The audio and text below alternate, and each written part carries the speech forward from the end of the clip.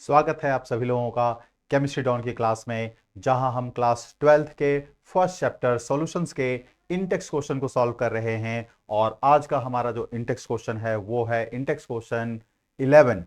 तो Intex question 11 क्या कहता है, जरा हम एक बार इस क्वेश्चन को देख लें, समझ लें, फिर इसके सॉल्यूशन को स्टार्ट करते हैं। क्या है? Calculate the mass of ascorbic acid. आपको मास निकालना है एस्कॉर्बिक एसिड का, जिसे हम विटामिन सी के नाम से भी जानते हैं।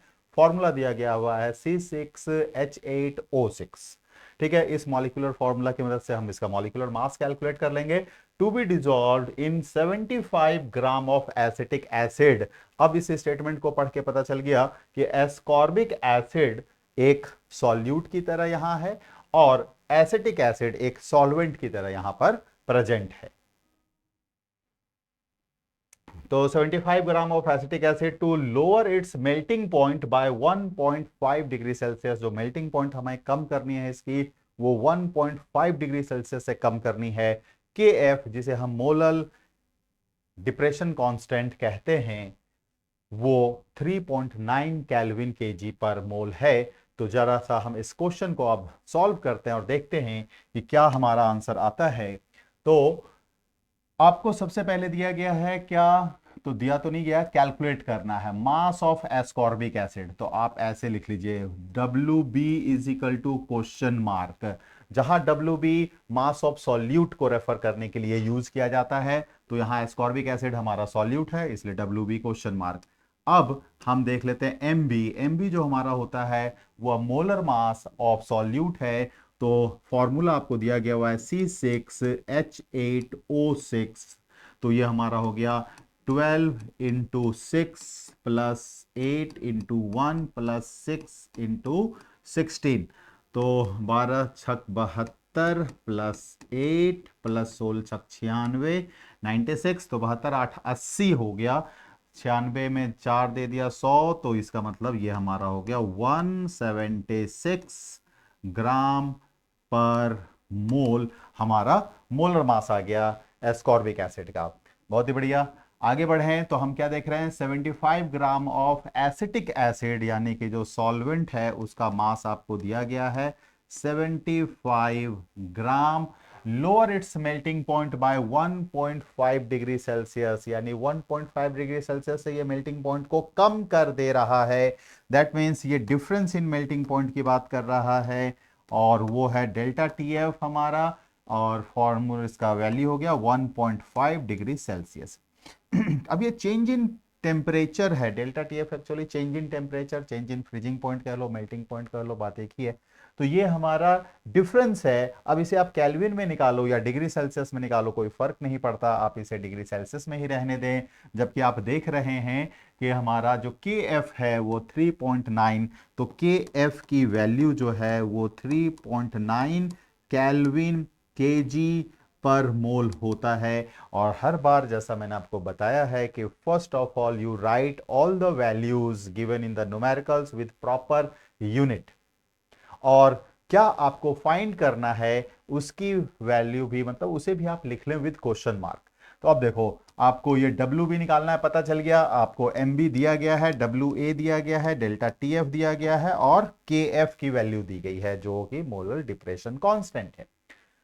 जिस तरह से मोलर एलिवेशन कांस्टेंट था, जिसे हम के बी से रिप्रेजेंट करते हैं, ये हमारा किस पे डिपेंड करता है? तो डिपेंड्स ऑन सॉल्वेंट। ये सॉल्वेंट पे डिपेंड करता है के बी की वैल्यू। वैसा ही के एफ भी है, के एफ की वैल्यू भी सिर्फ सॉल्वेंट के वैल्यू पर डिपेंड करती है। जब तक सॉल्वेंट नहीं बदलेगा सॉल्यूशन में, के एफ और के बी की वैल्यू नहीं बदलेगी। अगर आपके पास एक से ज्यादा तरह का सॉल्यूशन है जिसमें सॉल्यूट अलग अलग आपने लिया है लेकिन सबके सॉल्वेंट सेम है, लाइक चीनी इन पानी, ग्लूकोज इन पानी, नमक इन पानी, तो सब जगह पानी यानी वाटर है। तो सब जगह के लिए के बी और के एफ की वैल्यू सॉल्यूशन के लिए सेम होगी। सॉल्यूट के बदलने से के बी और के एफ नहीं बदलता है, याद रखिएगा। चलिए भाई, तो अब हम फॉर्मूला लगाएंगे डेल्टा टी एफ का और इसको सॉल्व करते हैं। तो हमारा फॉर्मूला क्या हो गया? Delta T F is equal to होता है के एफ इंटू मोलैलिटी। यही सेम फॉर्मूला डेल्टा टीवी का भी था। अब हम मोलेलिटी को थोड़ा सा एक्सपेंड कर देते हैं, तो molality is equal to number of moles of solute, जिसे हम एनबी से रिप्रेजेंट कर रहे हैं, डिवाइडेड बाय हमारा हो गया वेट ऑफ सॉल्वेंट इन ग्राम। अगर इन ग्राम है तो आपको यहां इसे 1000 से मल्टीप्लाई करना पड़ेगा, सो दैट ग्राम हमारा किलोग्राम में कन्वर्ट हो जाए। फिर अब अभी चलो फॉर्मूला को आगे बढ़ाते हैं, तो के एफ इंटू एन बी की जगह हमने लिख लिया W B by M B into 1000 upon W A. ये हमारा आ गया delta T F is equal to. ठीक है, तो delta T F is equal to ये है। हमें निकालना क्या था, हमें निकालना था W B, sorry not M B, है ना, डब्ल्यू बी की वैल्यू हमें निकालनी थी। तो अगर हम LHS में डब्ल्यू बी को ले आए तो हमारा फिर फॉर्मूला क्या बन जाएगा, ये हो जाएगा delta T F into M B into W A upon, ठीक है, तो ये सारी चीजें ऊपर, और के एफ इंटू 1000 ये हमारा डिनोमिनेटर में आ जाएगा। ठीक है, तो डब्ल्यू बी है तो देखो एम बी डब्ल्यू ए नीचे था, तो ये डेल्टा टी एफ के साथ मल्टीप्लाई हो गया, और के एफ और 1000 ये डिनोमिनेटर में आ गया। अब आपको ये सारी वैल्यू जो ऑलरेडी पहले लिखवाई जा चुकी है वो वैल्यू आपको पुट करनी है और इसे सॉल्व कर देना है।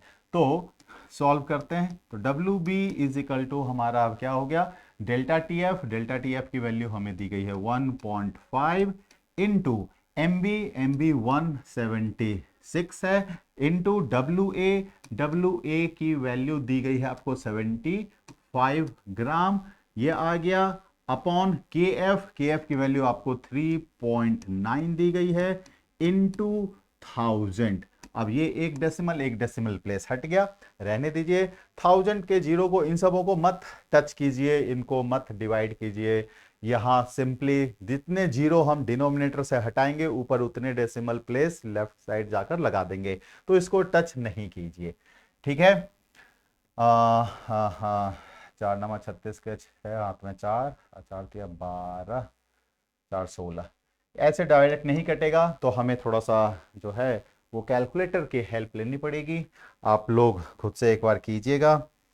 तो जरा सा हम कैलकुलेटर की हेल्प से इसे कर लेते हैं। तो क्या हो गया, 15 इंटू 176 इंटू 75, और ये हमारा आ जाएगा 198,000 डिवाइडेड बाय 39 इंटू 1000। अब देखो ये 000 खत्म हो गया, तो ये अब डिवाइड बाय हमारा हो जाएगा कितना से, 39 से। तो ये हमारा आ गया कितना, इक्वल टू 5.0769 ग्राम, और इसी को अगर हम राउंड ऑफ कर देंगे तो 5.077 ग्राम। तो ये हमारा आंसर था जो कि इस क्वेश्चन का आ गया।